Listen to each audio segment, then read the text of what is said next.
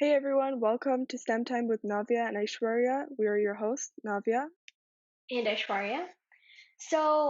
Basically, our first ever episode was the Almighty Algorithms, and it was a topic we really enjoyed talking about.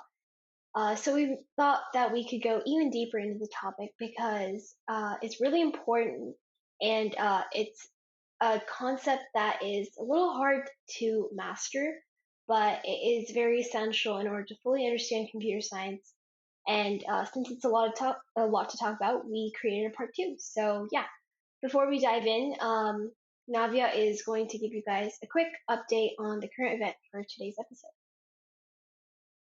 So the current event for today, it isn't a very recent event, but I had to include this as our current event because I found it super cool and wanted to share it with everyone. So on April 23rd, researchers were able to restore sensation to the hand of a research participant with a severe spinal cord injury using a brain-computer interface system. And so the technology harnesses the neural signals in the brain that were so minuscule but and cannot be perceived, and essentially uses the computer interface to enhance them using artificial sensory feedback in order to send it back to the participant, which was able to result in more enriched motor functions, which helped him restore sensation in the hand. Wow, that's really, really cool. So today, we are going to be looking at 8 different topics and key points regarding algorithms. And we're going to discuss like several examples for each of them so that we can help you guys understand things a little more easily. So the questions we're going to be answering today are, what are some examples of algorithms in action in general? What is linear and binary search? What is selection sorting? What is insertion sorting? What are recursive algorithms? What is merge sorting? What is quick sorting? And finally, the most important is what is the importance of algorithms in real-world applications and in artificial intelligence and machine learning. So before we dive into our first question and understanding the concept of algorithms in action, I'd just like to thank geeksforgeeks.org because they talked about great concepts, especially since it's computer science related topics, and for all the questions that are related to some type of sorting. They were really helpful in providing us with information. So don't forget to check out their website when you get a chance. So let's dive right in. So, what are some examples of algorithms in action in general? So, Slate.com was extremely helpful in providing this examples and ways for us to understand what exactly algorithms are. And so I'm sure many of you have heard many people use the word algorithm without truly understanding what exactly it is. Like, for example, the Facebook algorithm, Netflix algorithm, Google search algorithm, and the YouTube algorithm. But they don't really understand what it is, but understand the effects of it. But as these algorithms start to gain more importance in our lives, it's very, very critical for everyone to have at least a basic understanding of what they are. So, as we mentioned in our very first episode, algorithms are essentially instructions for how to solve a specific problem. Exactly. So now let's talk about a few examples of algorithms. And to put it in the most simple words, I think of a cake recipe. And the cake recipe is really nice to use as an example for algorithms because when you're defining your inputs and outputs, your inputs would be your raw materials and your ingredients, while your output would be the cake or the product itself. So sequencing was our first component, and if you think about it, when you're reading a cake recipe and using it to bake your cake, it has to be exactly followed in the same exact steps because you have to mix your ingredients and then bake the cake. You can't just switch it around because then you won't be able to bake the cake because how can you put something in the oven without preparing and mixing your ingredients? And remember, every algorithm has inputs and outputs, and the output is what you usually see. It's the result of an algorithm running. So now let's dive right into our next question. What is linear and binary search? So once again, slate.com was really helpful in giving us information for this. So let's take a look at a couple of search algorithms. Say I give you 10 cards, and each of them are numbered 1 through 10, and of course, they are in increasing order. We want to find a specific card in that deck, and we want to create an algorithm for that. So, what process would you use? Algorithms need to be really explicit, so you can't just say flip through the deck until you see it. They need to have specific instructions. So, let's look at a couple different ways. Yeah, and so the first way we could do this is that we could start at the front of the deck and check each card and see if it's our card. And if it's the very first card, we're already done. If not, we go on to the next card. And in the worst case, I ask you the number 10. That means you have to go through all of the 10 cards in order to find your card. But in the best case, I say the number 1, and you find it immediately. But if you average this out, how many times do you have to go through the deck? You would need to go through the deck about 5 times because on average, you would have to look through at least half of the deck before finding your card. Then the second way of doing this would be known as binary search. The first way was linear search, looking through each of the cards individually. Then the binary search would be cutting the deck in half each time. So let's look at how we would do this. So we would start by splitting it in half and looking at the center card, which would be the fifth card. And so check if first you have to check if that's the card we're looking for. And if it is, then great, we're done. But if not, we have to determine whether the card we want would be earlier or later in the deck. So is it less than 5 or greater than 5? Let's say it's less than 5. So we throw out all the half of the cards that are greater than 5. Then we take the front half of the deck and split that into half. So we look at the third card and see if that's our card. And if not, we repeat the process until we find the card that we want. So each time we split the deck in half. And so that means that it would take us at most 3 comparisons to finally get to our card, and which is much faster than our first method, which would be an average of 5. But you can see how much more efficient binary search is once we increase the number of cards. So let's say we have a standard deck of cards, which is 52 cards. The first method would average to be about 26, looking at 26 cards. But with the second method, you would only take 6 comparisons, so showing you how it's much more efficient. Right. So building on to what Navya said about linear and binary search, StackOverflow.com has an amazing list that compares the two types actually. So be sure to check out their website for more info. But I'm just going to give you guys the main takeaways from what I was able to understand. And that is binary search is a process that is sorted. So the data that is input into the program must also be sorted for a binary search. But when you compare it to a linear search, it does not require the data to be sorted at all. So while binary search requires an ordering comparison because it can start anywhere, the linear search only requires a quality comparison. And finally, our last takeaway is that while binary search has random access to the data, linear search requires sequential access. And that's actually really important because that ends up with linear search having to stream data of random sizes, and it gives more access to linear search.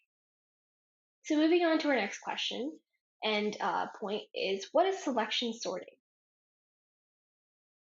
So Khan Academy was extremely helpful in providing information and especially wonderful examples that really help you understand the selection sorting. And so please go check out their website when you get the chance. So there are many different ways in order to sort cards. And so what I mean by sort cards is ordering it from uh, increasing order. And so here's a simple a way to do this, which is known as selection sorting. And so, how would you do this? You would find the smallest card. Then you swap it with the first card, bringing the smallest card to the front. Then you find the second smallest card and swap it with the second card. Then you find the third smallest card and swap it with the third card. And repeating this, you would be able to get the cards in increasing order. And so this algorithm is called selection sorting because you are repeatedly selecting the next smallest element and swap it into its place. So, building on to what Navya said, once again, selection sorting essentially sorts an array by finding the beginning value or minimum element repeatedly. And it's actually really interesting because it contains two subarrays. So, there's one subarray which is already sorted, and then there's another one which is unsorted. Something cool to remember about algorithms is that in the subarrays, the unsorted subarray is where when the element is found in the unsorted subarray, it's actually moved to the sorted array after you consider that it's in increasing order. So we are going to go on to our fourth point, which is what is insertion sorting? So Khan Academy was really, really helpful in giving us info on this once again. And their example was really amazing. And I'd like to share that with you guys. So imagine that you're playing a card game. And yes, we're going to be talking about cards again. But essentially, you're holding cards in your hand. And these cards are sorted. But the person dealing the cards, the dealer, hands you exactly one new card. You have to put it in the correct place so that the cards you're holding are still sorted. So now, if you were to implement selection sorting, what would you have done? Each card that you add to the array is not smaller than the elements that are already there. However, here, this new card could be smaller than some of these cards, right? So now what do we do? We can now go across our line of cards and continue comparing each card in your hand with this new card until you finally find the place to put it, and then you insert the card into the right place. This is the essential idea behind insertion sorting. So now moving on to our next question, which is what are recursive algorithms? Again, we thank Khan Academy for the amazing examples. So, you know those Russian dolls that we all know of, where we have one big Russian doll, and inside it, there's a smaller one, and inside that one, there's another smaller version, and it just goes on and on. So you're probably wondering, what do Russian dolls have to do with these algorithms? But just as one Russian doll has within it a smaller Russian doll, which has an even smaller Russian doll within it, all the way down to a tiny Russian doll that is too small to contain another, we could see how we can design an algorithm to solve a problem by doing exactly this, taking a big problem and then making smaller and smaller versions of it until the problem is so small that we can just solve it directly. And we call this technique recursion. And so now we can't talk about recursive algorithms without talking about merge sorting. So here we go on to our next question of what is merge sorting. So, merge sorting is a type of divide and conquer algorithm, and it divides input arrays into two halves and merges the two halves after they have been sorted. So, for example, when you're programming or coding and the merge function is, you're trying to understand what the merge function is, it's basically one that merges the two sorted subarrays into one. And merge sort is a function that can be used to sort linked lists, inversion count problems, and external sorting. And the reason it's so important that we talk about merge sorting is because it's the best example of recursive algorithm. So With merge sorting, you should always think about implementing the divide and conquer paradigm. So first you divide the problem into a number of subproblems that are much smaller instances of the same problem. Then you conquer the subproblems by solving them recursively. And if they are small enough, then solve each of these problems as base cases. Then you combine the solutions of the subproblems together to create the ultimate solution for the original problem. Great. So now that we've talked about merge sorting and the divide and conquer algorithm, let's talk about quick sorting. So what is quick sorting? Quick sorting is similar to merge sorting in that it is also a divide and conquer algorithm. But something important to remember is that the key difference is the partition parentheses process. And finally, before we move on to our last question for today, I just want to remind you guys to check out the amazing website geeksforgeeks.org because they have amazing examples and practice problems as well. So don't forget to check that out. And for our last question of the day, and the most important, what is the importance of algorithms in real world applications and in artificial intelligence and machine learning? So, what exactly is machine learning? Machine learning is essentially a collection of algorithms, and these algorithms implement statistics, probability, calculus, vector algebra, matrices, optimization techniques, and many others. These algorithms are ones that are trying to learn the science or pattern or behavior behind a system or a set of data, mostly given its input and output. And then from there, it learns and then trains and then tests by predicting what the output is based on the pattern that it has learned previously. Additionally, in real world applications, algorithms are used in your daily life, from choosing which clothes to wear to how to make a certain food through a recipe, like the cake recipe mentioned earlier, to pretty much everything we use on our devices like Google, Facebook, YouTube, Instagram, you name it. So algorithms help us take in information and use it for something. And like Navya already mentioned, they're used in so many things that we may not even realize because we actually just take it for granted.